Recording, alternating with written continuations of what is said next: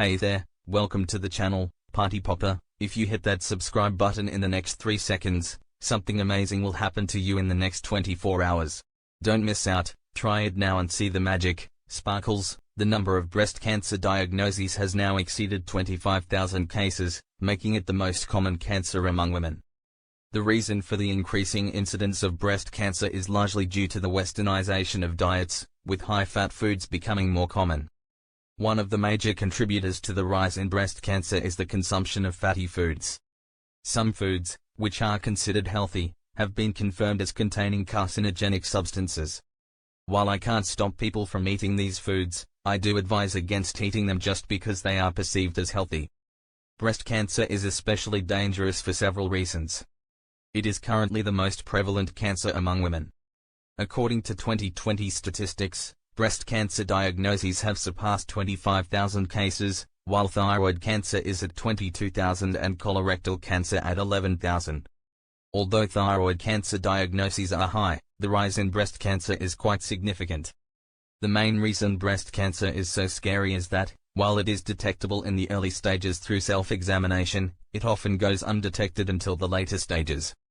If you can feel a lump or notice discharge or blood from the nipple, it typically means the cancer has already progressed.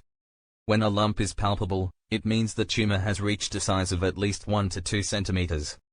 At this stage, there can be as many as 100 million to 1 billion cancer cells. By the time it becomes palpable, it is highly likely that cancer cells have already spread throughout the body, even though no metastasis has been confirmed yet. Breast cancer is known to spread to the bones and also to the lungs, but bone metastasis is especially common.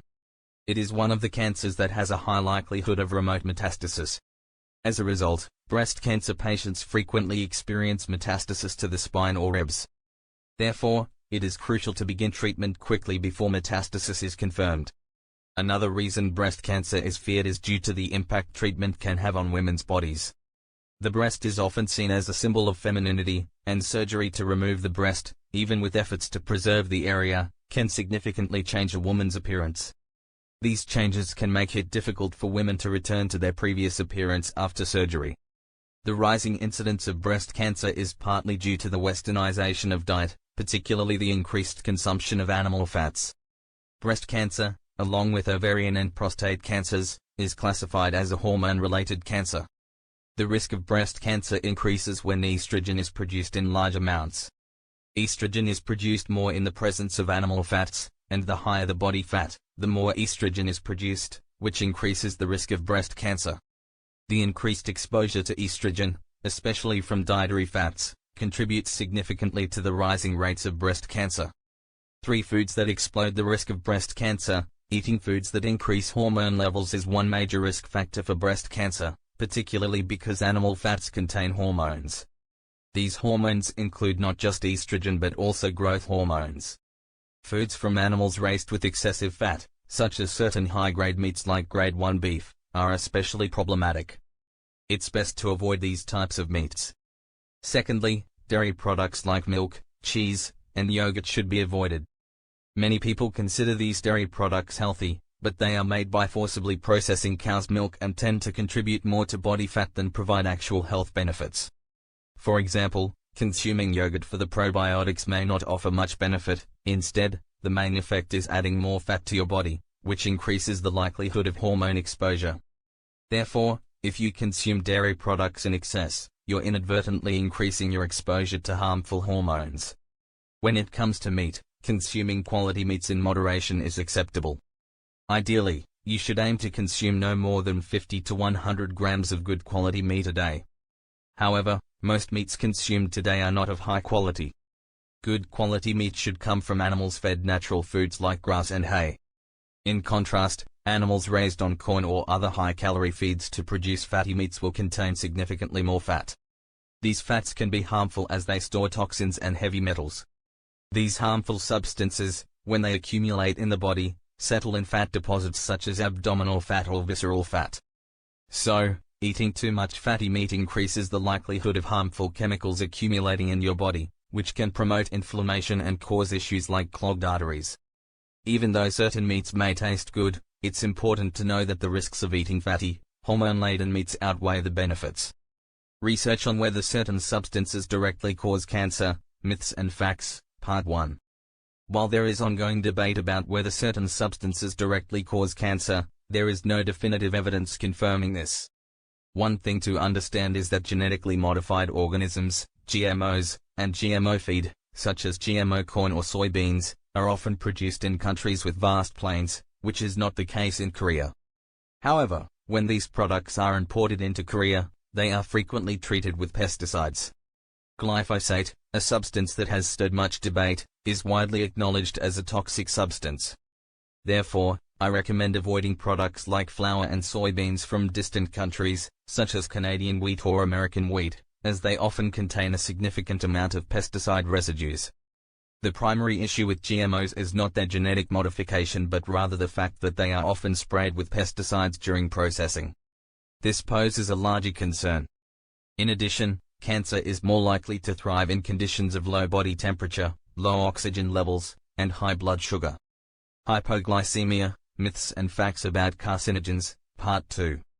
In the case of high blood sugar, the body produces more insulin, which is responsible for transporting glucose into muscle cells. However, when blood sugar levels spike too high, insulin is overproduced, and this causes blood sugar levels to drop, leading to hypoglycemia. This creates a cycle of cravings for snacks and high-sugar foods, which worsens the situation. One of the main contributors to this rapid rise in blood sugar is high-fructose corn syrup, often found in foods like noodles, scones, and syrups. When consumed, high-fructose corn syrup leads to rapid glucose spikes, which cancer cells can more readily utilize. To prevent this from happening, it's best to avoid foods containing high-fructose corn syrup and stick to drinking water. Water is the best drink for hydration, and there is no substitute for it in maintaining good health. On average, about 2 liters of fluid should be consumed daily, though this includes water from food. If your urine is very dark, it's an indication you should drink more water. Sleep plays a crucial role in lowering stress. Stress triggers the sympathetic nervous system, causing the body to be in a heightened state of alertness, akin to being chased by a tiger. When in this state, the body cannot perform its natural immune functions properly. The body's immune cells decrease in activity, and NK cells become less effective at fighting off cancer cells. The best time for the body to relax is during sleep. Getting restful and deep sleep is essential for restoring immune function and regulating hormone metabolism. If you have trouble sleeping due to stress or discomfort, it negatively impacts your digestion and immune system. For this reason, a peaceful, undisturbed sleep environment is vital. One method to promote deep sleep is meditation before sleep. Practicing techniques like focused breathing can be very helpful. For example, focusing on the sensation of air entering your nose and exhaling slowly helps relax the muscles and prepare the body for rest. Imagining a peaceful scene, such as floating like a jellyfish under a starlit sky, can also help calm the mind. For those who are currently undergoing breast cancer treatment or have family members in treatment, it's important to understand that while late-stage cancer may be difficult to cure, maintaining hope and a positive mindset is crucial. If diagnosed with breast cancer, it is important to combine both aggressive and defensive treatment approaches for optimal results. Aggressive treatments such as surgery, chemotherapy, and radiation have proven effective in treating cancer. In Korea, the success rate of cancer treatments is among the highest in the world, surpassing countries like the US and Japan. However, the downside of these treatments is that they lower the body's immune function, making it more vulnerable to recurrence. Unfortunately, most cancer patients do not receive education about how to prevent recurrence after aggressive treatments. I recommend a defensive approach alongside traditional cancer treatments, such as therapies that use heat and oxygen to enhance the immune system and reduce inflammation. Methods like hot baths, sitz baths, or using saunas can help increase body temperature and improve circulation. Exercise is also key to boosting oxygen levels in the body.